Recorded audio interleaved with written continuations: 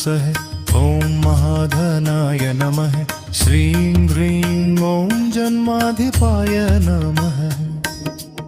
ॐ ह्रीं ॐ महादेवाय नमः ऐं ह्रीं ॐ सकलागमपारगाय नमः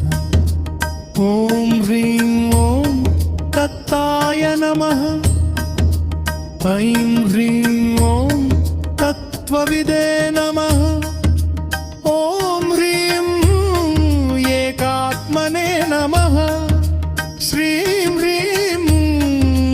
विप्लवाय नमः ह्रौं ह्रीं ह्रौं सः